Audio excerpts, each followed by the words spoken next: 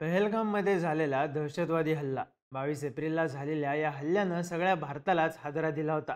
या हल्ल्याला जवळपास 3 महिने उलटून गेले तरी पहलगाममध्ये हल्ला घडवून आणणारे 26 निष्पाप नागरिकांचा बळी घेणारे दहशतवादी कसे सापडले नाहीत? हे दहशतवादी नेमके गेले कुठे, असे अनेक प्रश्न विचारले जात होते. अशातच संसदेमध्ये 28 जुलैपासून पहलगाम हल्ला आणि ऑपरेशन सिंदूर बद्दल चर्चा सुरू झाली होती. अशातच बातमी आली ती पहलगामच्या हल्ल्यामध्ये सहभागी असलेल्या 2 दहशतवाद्यांचा शेवट झाल्याची. यासीर आणि हाशिम मुसा उर्फ सुलेमान या 2 दहशतवाद्यांना कंठस्नान घालण्यात सुरक्षा यंत्रणांना यश आलंय. तर मारल्या गेलेल्या 3ऱ्या दहशतवाद्याचं नाव अबू हमजा उर्फ जुनैद असल्याचं सांगण्यात येतंय. पण हे ऑपरेशन महादेव होतं काय? सुरक्षा दलांनी ते राबवलं कसं? ट्रॅप बसला कसा? सगळी स्टोरी जाणून घेऊयात या व्हिडिओमधून. नमस्कार, मी चिन्मय आणि तुम्ही पाहताय BolBhidu. Indian army, Jammu Kashmir police आणि CRPF यांनी संयुक्तपणे हे ऑपरेशन महादेव राबवलं होतं. मुळात मागच्या 3 महिन्यांपासून जम्मू काश्मीरमध्ये दहशतवाद्यांचा शोध सुरू होता. पण मोबाईल नेटवर्क पासून लांब आणि हायडिंग स्पॉट्सचा योग्य तो वापर करून लपून बसण्यात या दहशतवाद्यांना यश मिळालं होतं. सोबतच ऑन ग्राउंड वर्कर्सशी पूर्ण संपर्क तोडल्यामुळे या दहशतवाद्यांना पकडणं अवघड जात असल्याचं सांगण्यात येत होतं. त्यामुळे एका बाजूला ऑपरेशन सिंदूर यशस्वी झालं असलं तरी पहलगाममध्ये निष्पाप नागरिकांना मारणाऱ्या दहशतवाद्यांना कधी टार्गेट केलं जाणार, हा प्रश्न सातत्यानं विचारला जात होता. पण सुरक्षा दलांकडून या दहशतवाद्यांचा शोध घेण्यासाठी सातत्यानं प्रयत्नही सुरू होते, ज्याला यश आलं 28 जुलैच्या दिवशी. पण इंडियन आर्मीने हे ऑपरेशन महादेव नक्की कसं राबवलं आणि दहशतवादी जम्मू काश्मीरमध्येच लपून बसल्याची माहिती कशी मिळाली? तर काही दिवसांपूर्वी आर्मीला जम्मू काश्मीरमधल्या दाजिगाम जंगलामध्ये एक संशयास्पद कम्युनिकेशन होत असल्याचं आढळून आलं होतं.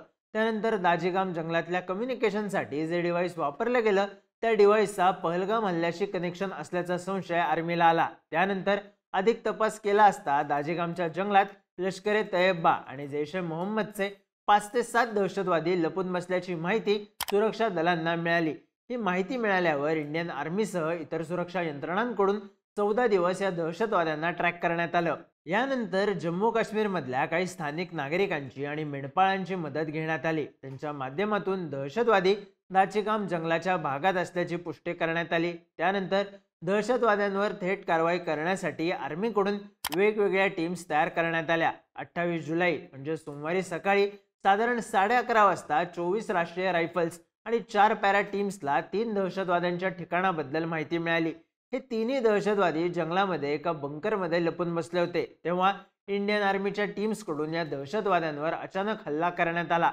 या हल्ल्यामध्ये या तिन्ही दहशतवाद्यांना संपवण्यात आलं. ऑपरेशन महादेव नंतर सुरक्षा यंत्रणांकडून मारल्या गेलेल्या 3 दहशतवाद्यांचे फोटो काही माध्यमांकडून शेअर करण्यात आले. या फोटोंमध्ये हे दहशतवादी घनदाट जंगलात लपून बसले होते हे दिसून येते. काही माध्यमांनी दिलेल्या बातम्यांनुसार या 3 दहशतवाद्यांकडून कार्बाईन, AK-47, 17 रायफल ग्रेनाइड आणि इतर अम्युनिशन रिकव्हर करण्यात आले आहेत. हे दहशतवादी भारताच्या युनियन टेरिटरीमध्ये काहीतरी मोठं ऑपरेशन प्लॅन करत होते असा संशय तपास यंत्रणांना आहे. आता सोमवारी आणखी काय काय घडलं होतं? तर दुपारी साधारण 12:30 वाजता एक्सवर इंडियन आर्मीच्या चिनार कॉर्प्सने एक पोस्ट केली होती. त्यात लिहिलं होतं की जम्मू काश्मीरच्या लिडवास भागात काही कॉन्टॅक्ट्स मिळाले आहेत आणि ऑपरेशन महादेव सुरू आहे. चिनार कॉर्प्सच्या या पोस्ट नंतर आर्मीकडून दहशतवाद्यांना संपवण्यासाठी नवीन ऑपरेशन महादेव लॉन्च केल्याची चर्चा सुरू झाली. यानंतर 1:30 वाजता आर्मीने याबाबतची एक अपडेट पोस्ट केली. ऑपरेशन महादेवमध्ये दोन्ही बाजूंनी मोठ्या प्रमाणात गोळीबार झाल्यानंतर 3 दहशतवाद्यांचा खात्मा करण्यात आलाय. चिनार कॉर्प्सच्या पोस्ट नंतर मारले गेलेले दहशतवादी पहलगाम हल्ल्याशी संबंधित होते अशा बातम्या माध्यमांनी द्यायला सुरुवात केली. मुख्य म्हणजे यात पहलगाम हल्ल्याचा मास्टरमाइंड आणि लष्करचा टॉप कमांडर हाशिम मुसा याचाही शेवट झालाय. पण या ऑपरेशनला ऑपरेशन महादेव हे नाव का देण्यात आलं? तर हे नाव फक्त सांकेतिक किंवा धार्मिक दृष्ट्याच नाही तर भौगोलिक दृष्ट्याही महत्वाचं होतं. महादेव शिखर हे श्रीनगरमधल्या न्यू थेड जवळ असलेल्या जबरबान पर्वतरांगांचा भाग आहे. स्थानिक लोकांसाठी या महादेव शिखराचं धार्मिक महत्त्व मोठं आहे. इथं भक्तांची गर्दी तर असतेच, पण सोबतच इथं ट्रेकिंगसाठीही मोठ्या प्रमाणावर पर्यटक येत असतात. इथून लिडवास आणि मुलनार या भागांवर नियंत्रण ठेवता येतं. त्यामुळेच या महादेव शिखराजवळ झालेल्या ऑपरेशनला ऑपरेशन महादेव असं नाव देण्यात आलं. जे अनेक दिवसांचं प्लॅनिंग, दहशतवाद्यांचा ट्रॅक ठेवणं यामुळे शक्य झाल्याचं समोर येतंय. पण अजूनही या महादेव शिखर भागात 13 ते 14 पाकिस्तानी दहशतवादी असल्याची शक्यता वर्तवण्यात येते। त्यामुळे हे ऑपरेशन आता आणखी काही काळ राबवलं जाणार का, हे पाहणं महत्त्वाचं ठरणार आहे। हाशिम मुसा उर्फ सुलेमान आणि यासिर हे पाकिस्तानचे माजी SSG कमांडो आहेत। यातही हाशिम मुसा हा पहलगाममध्ये झालेल्या हल्ल्याचा मास्टरमाइंड होता। पहलगाममध्ये हल्ला कसा करायचा, पर्यटकांना कसं टार्गेट करायचं, मदत कशी मिळवायची, ही सगळी प्लॅनिंग हाशिम मुसानं केल्याचं सांगण्यात येत होतं। त्यामुळे पहलगामचा हल्ला घडवणाऱ्या मास्टरमाइंडलाच पॉइंट ब्लँक वरून उडवल्यानं भारतीय सैन्याच्या धाडसी ऑपरेशनचं कौतुक केलं जातंय। मागचे 3 महिने या दहशतवाद्यांना लपून बसण्यात यश आलं होतं। त्यासाठी त्यांनी घनदाट जंगलाचा पुरेपूर वापर केला होता।